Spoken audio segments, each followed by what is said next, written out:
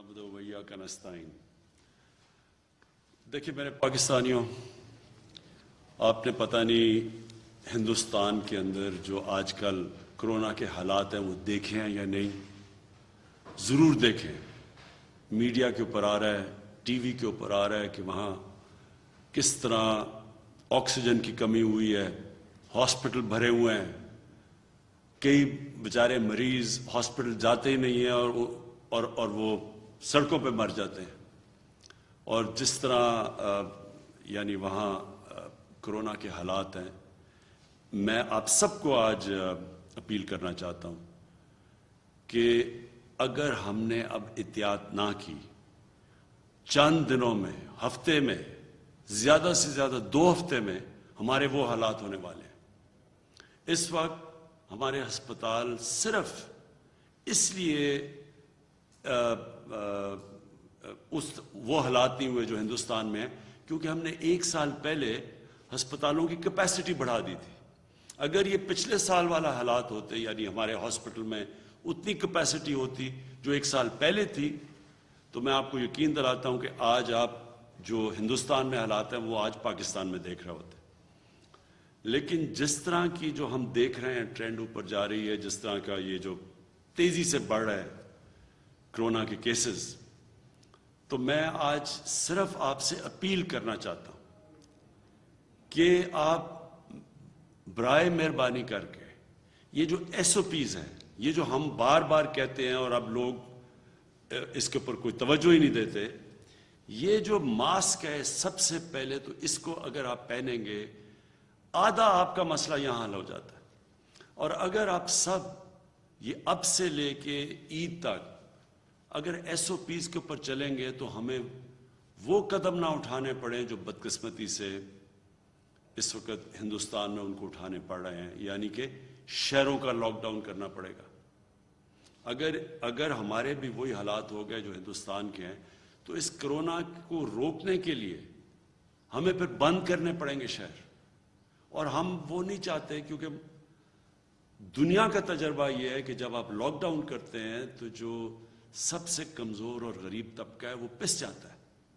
तो इसलिए मुझे तो आज कह रहे हैं लोग कि लॉकडाउन कर दो, लेकिन हम इसलिए नहीं कर रहे क्योंकि बार बार मैं कहता हूं कि जो बेचारे दिहाड़ीदार हैं, जो मजदूर हैं, जो बेचारा तबका कमाता है तो बच्चे खाते हैं, वो सबसे पहले मुतासर होगा। इसलिए हम अभी रुके हुए हैं, लेकिन कितनी देर हम ये रोक सकते हैं लॉकडाउन से, आपके ऊपर डिपेंड करता है। अगर आप आज से एहतियात करें जिस तरह 1 साल पहले आपने की थी। 1 साल पहले जब पिछली रमज़ान आई, वाहिद मुल्क था पाकिस्तान जिसने मस्जिदों को बंद नहीं किया। लेकिन मुझे बड़ा फ़ख्र था कि जिस तरह हमारे उलमा ने, जिस तरह उन्होंने लोगों को बताया, जिस तरह इमाम मस्जिद ने लोगों को SOPs पे फॉलो करवाया, पाकिस्तान बच गया। हमें कोई मस्जिदों से कोरोना फैला नहीं। उसी तरह आज अगर आप उसी तरह एहतियात करें, और मुझे अफसोस से कहना पड़ता है कोई एहतियात इस वक्त नहीं कर रहा, कोई SOPs के ऊपर नहीं चल रहा, बहुत कम लोग चल रहे हैं। इससे बहुत बड़े ख़तरे का अब हमें सामना करना पड़ रहा है। इसी तरह अगर हमने एहतियात ना की, हमें लॉकडाउन करना पड़ेगा। हमारी माइशत जो कि अल्लाह का करम से इस वक्त ऊपर जा रही है, उसको नुकसान पहुंचेगा, दुकानदारों को नुकसान पहुंचेगा, फैक्ट्रीज को नुकसान पहुंचेगा, लेकिन सबसे ज़्यादा नुकसान बेचारे गरीब लोगों को पहुंचेगा। तो मैं यहाँ हमारे जो NCOC में असद उमर जो हर रोज़ इसको मॉनिटर करते हैं,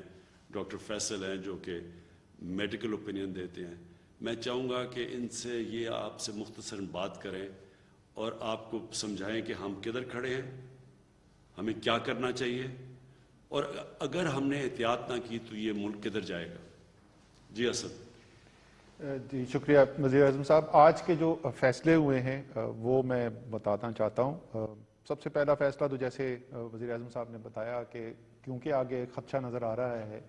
कि बदकिस्मती से हो सकता है कि ऐसी सूरत हाल पैदा हो कि जिसके अंदर हमें शहर का भी लॉकडाउन करना पड़े, तो NCOC को हिदायत दी गई हैं کہ اگلے چند دنوں کے اندر صوبوں کے ساتھ مل کے پورا اس کے اوپر ایک پلان بنایا جائے اور کس طریقے سے یہ کام کرنا ہے اور جو لوگوں کو اس سے مشکلات پیدا ہو سکتی ہیں اس سے بچانے کے لیے کیا اقدامات کرنے کی ضرورت ہے۔ دوسرا فیصلہ یہ کیا گیا جی کہ تمام وہ اضلاع جہاں پر 5% سے زیادہ اس وقت پازیٹیوٹی ہے وہاں پہ سکولز بند کر دیے جائیں گے، بشمول 9ویں سے 12ویں کلاس جو ہے ان کی کلاسز بھی جو ہیں یہ عید تک بند ہو جائیں گی۔ جو اس وقت بازار ہمارے کھلتے ہیں 6 بجے تک کا بازار کھلے ہوں گے، اس کے بعد جو ہے صرف وہ چیزیں جن کو یہ سمجھا جائے گا کہ وہ ضروری چیزیں ہیں اور جو اسینشلز جن کو کہا جاتا ہے ان کا کاروبار الاؤ ہوگا، اور اس کی باقاعدہ ایک فہرست دے دی جائے گی، ایشو کر دی جائے گی، جس کے اندر وہ کون سے کاروبار ہیں جو کھولے جا سکتے ہیں اس کی لسٹ ہوگی۔ انڈور ڈائننگ کے اوپر پہلے سے پابندی تھی، اب عید تک جو ہے وہ آؤٹ ڈور ڈائننگ کے اوپر بھی پابندی لگائی جا رہی ہے، اور ٹیک اویز الاؤڈ ہوں گے، یعنی گھر ڈیلیوری کرنی ہے یا وہاں سے آ کے کوئی کھانا لے جانا چاہتا ہے اس کی اجازت ہوگی، لیکن وہاں پر بیٹھ کر کھانے کے اوپر پابندی لگ رہی ہے رمضان کے لیے۔ جمز جو ہیں، انڈور جمز جو ہیں ان کے اوپر پابندی لگائی جا رہی ہے۔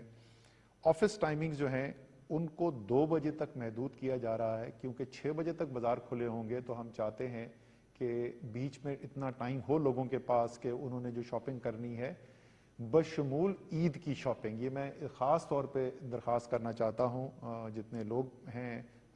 مرد حضرات اور خاص طور پہ خواتین کے ساتھ، کہ عید کے لیے جو بھی آپ شاپنگ کرنا چاہتی ہیں وہ ضرور کریں، لیکن دن کے وقت کریں، شام کو افطار کے بعد بازار نہیں کھلے ہوں گے تو دن کے وقت شاپنگ کریں اور ضرور کریں، عید کی ضرور تیاری کریں، اس میں کوئی حرج نہیں ہے۔ اور دوسری اس میں یہ ریکویسٹ ہوگی کہ آخری 3 دن اور 5 دن کا نہ انتظار کریں، یہ جیسے ہی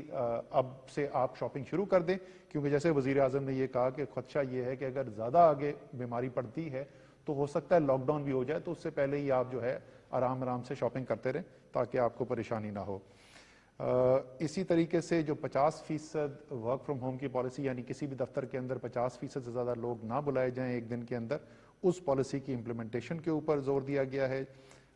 باہر سے جو آ رہے ہیں اس وقت آپ دیکھ رہے ہیں کہ دنیا کے اندر مختلف ویریئنٹ اس وقت پھیلتے چلے جا رہے ہیں، اور اس کے علاوہ بھی پاکستان کے اندر جو ہے کیونکہ وبا کا پھیلاؤ بہت زیادہ ہو گیا ہے، تو